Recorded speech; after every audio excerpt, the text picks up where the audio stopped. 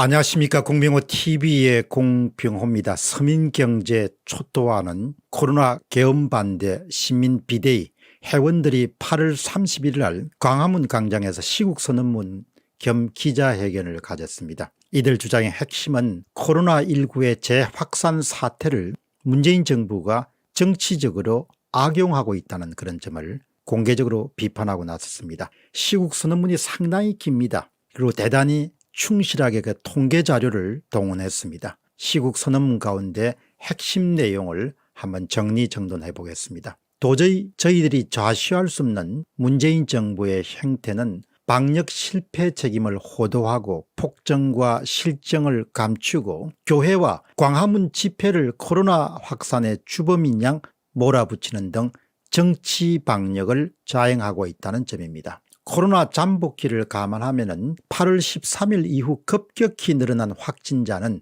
8월 15일 이전 휴가철에 많은 이동 및 회합에 느슨해진 방역의식과 깊은 관련이 있습니다. 적어도 8월 19일 이전의 확진자는 광화문 집회와 관련이 없습니다. 그럼에도 불구하고 문재인 정부는 관제 언론을 동원해서 8.25 집회가 코로나 확산의 주범인 양 대대적으로 선전하고 있는 실정입니다. 결과적으로 문재인 정부가 노리는 것은 오로지 광화문 집회 참석자들에게서 최대한 많은 확진자를 발굴하여 집중 보도를 시키고 수천만 통의 문자를 온 국민에게 반복적으로 보내서 광화문 집회가 코로나 확산의 주범인 것처럼 선전선동한 것이라고 볼 수밖에 없습니다. 이런 아주 주장을 정치 방역과 관련된 주장을 내세웠습니다. 공병호TV는 8월 31일 날 부산대 김성진 교수를 초청해서 코로나19 미스터리라는 이름으로 대담을 가진 바 있습니다. 이 대담에서 김성진 교수는 8.25 광복절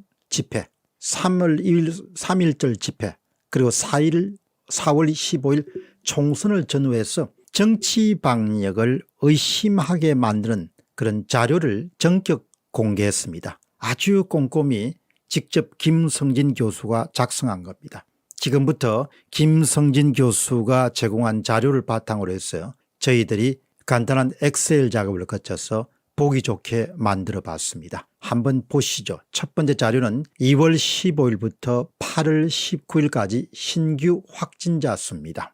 여러분이 보시면 맨 첫 부분에 3월 1일 집회를 앞두고 대략 10일에서 12일, 14일 2주 정도 전부터 신규 확진자 수가 급속히 늘어납니다. 결과적으로 3월 1일 기점으로 광화문에서 예정되었던 대규모 집회는 유야무야되고 말았습니다. 다음번에 4월 15일을 보시기 바랍니다. 4월 15일 총선을 앞두고도 신규 확진자 수가 크게 줄어듭니다.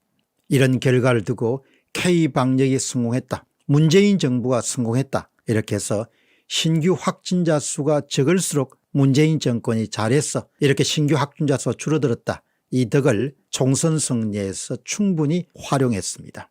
그러니까 집회가 있으면 급속하게 확진자 수가 늘어나고 총선이 있으면 급속하게 확진자 수가 줄어드는 겁니다. 그러다가 두 자리 숫자를 기록하던 확진자 수는 8월 15일 광화문 집회를 앞두고 2주 정도 전인 8월 1일부터 서서히 그리고 계속해서 더 급속히 증가하게 됩니다. 8월 15일 날 마침내 166명, 8월 16일 날 279명까지 늘어나게 됩니다. 큰 시위나 집회가 예상되는 3월 1일이나 8월 15일 이전 10일부터 14일부터는 갑자기 신규 확진자 수가 늘어나는 이유가 무엇일까요? 4월 15일 총선과 같은 행사에서는 10일에서 14일 정도 전부터 현저하게 확진자 수가 줄어드는 이유는 무엇일까요? 우리가 한번 곰곰이 살펴봐야 될 것입니다. 두 번째 자료는 2월 23일부터 3월 9일까지입니다. 3월 1일 예정된 집회 전후한 그런 그림입니다. 2월 23일 날 169명입니다. 확진자 수가. 2월 29일 날 확진자 수가 814명입니다. 피크를 치게 됩니다. 3월 9일 날 249명 8명까지 급속히 줄어듭니다. 이 그래프를 보면 여러분 좀 이상하지 않습니까?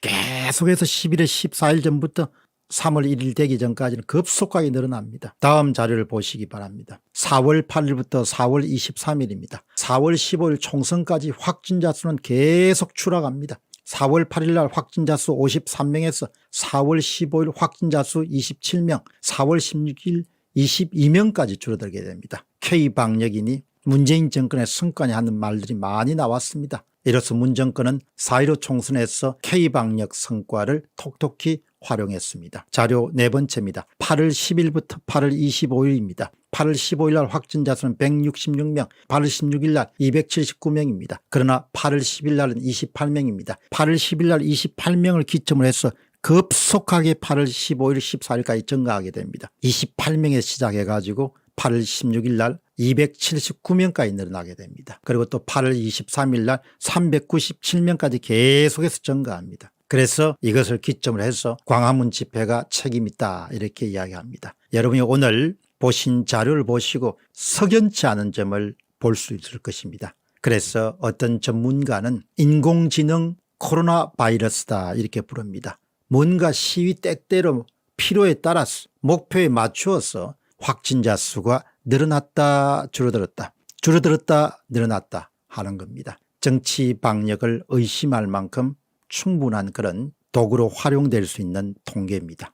광고 하나 드리겠습니다. 사실과 진실과 정론을 확산시키기 위해서 온라인 신문인 공데일리가 출범했습니다. 여러분 응원 부탁드립니다. 영어 유튜브 채널인 GONG 공TV도 왕성하게 활동하고 있습니다. 여러분의 응원을 부탁드립니다. 공병호 TV의 공병호였습니다. 감사합니다.